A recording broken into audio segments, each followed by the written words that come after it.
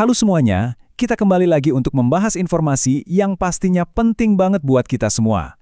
Kali ini kita akan bedah tuntas soal pencairan bantuan sosial, khususnya PKH dan BPNT untuk periode Februari 2026.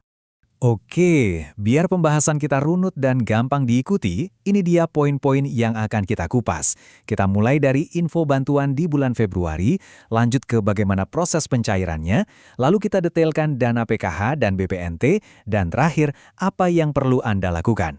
Yuk, langsung kita mulai. Oke, kita mulai dari pertanyaan dasarnya dulu ya. Ada apa sih dengan bantuan sosial di bulan Februari ini? Jadi, pemerintah terus melanjutkan komitmennya nih dan pencairan tahap 1 untuk PKH dan BPNT sedang berjalan di bulan ini. Nah, ini dia informasi yang penting banget.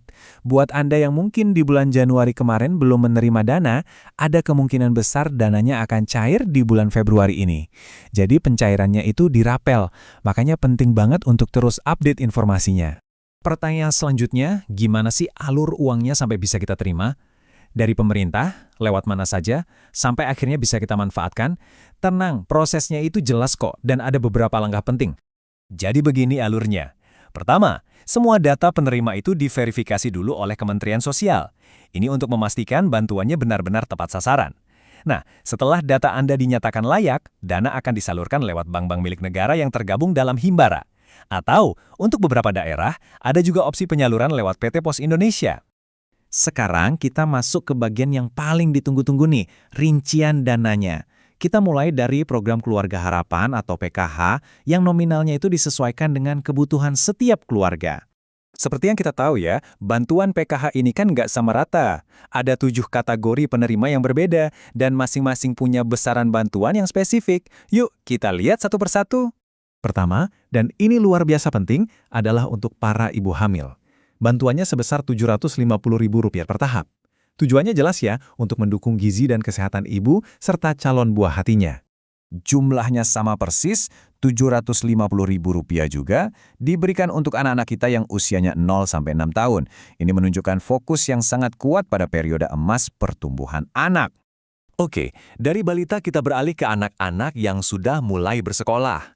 Untuk anak di jenjang SD, bantuannya adalah Rp225.000 per tahap. Tentunya ini sangat membantu untuk kebutuhan sekolah mereka. Semakin tinggi jenjang pendidikannya, kebutuhannya juga semakin besar. Makanya, untuk anak SMP, bantuannya naik menjadi Rp375.000 per tahap. Dan puncaknya untuk komponen pendidikan ada di tingkat SMA. Bantuannya sebesar Rp500.000. Harapannya, ini bisa memastikan anak-anak kita bisa menuntaskan wajib belajar. Selain fokus pada ibu, anak, dan pendidikan, PKH juga punya komponen kesejahteraan sosial. Untuk saudara-saudara kita penyandang disabilitas berat, ada dukungan sebesar Rp600.000 per tahap. Dan yang terakhir, dengan jumlah yang sama, yaitu Rp600.000, juga diberikan kepada para lansia. Ini adalah bentuk perhatian agar mereka bisa hidup sejahtera di hari tuanya. Nah, tabel ini merangkum semua yang baru kita bahas dengan sangat rapi. Di sini kita bisa lihat bukan cuma bantuan per tahapnya, tapi juga total bantuan dalam setahun penuh untuk setiap kategori. Ini ngebantu banget untuk melihat gambaran besarnya. Oke, PKH sudah jelas ya. Sekarang kita beralih ke program bantuan yang satu lagi, yaitu BPNT atau Bantuan Pangan Non-Tunai. Nah, mekanisme program ini sedikit berbeda dari PKH. Ini dia nih, perbedaan utamanya. Kalau PKH tadi, kan jumlahnya bervariasi tergantung kategori keluarganya. Nah, kalau BPNT, jumlahnya itu dipukul rata, sama untuk semua penerima yang berhak. Lalu, berapa jumlahnya? Bantuan BPNT ini adalah sebesar Rp200.000 setiap bulannya. Tapi, ada catatan penting nih. Terkadang, pencairan BPNT ini bisa dirapel untuk 2 atau bahkan 3 bulan sekaligus. Jadi, jangan kaget ya kalau Anda menerima transfer sebesar Rp400.000 atau Rp600.000 dalam satu waktu. Wah, kita udah bahas banyak hal ya, mulai dari jenis bantuannya, prosesnya, sampai rincian nominalnya. Nah, pertanyaannya sekarang, apa langkah selanjutnya yang perlu kita lakukan? Sebenarnya sederhana saja. Kuncinya ada 2 hal yang perlu Anda lakukan. Pertama, selalu aktif memantau jadwal pencairan resmi dari pemerintah.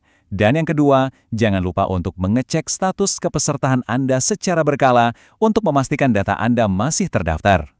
Nah, sebagai penutup, Saya ingin mengajak kita semua untuk berpikir sejenak. Program bantuan finansial seperti ini tentu sangat vital.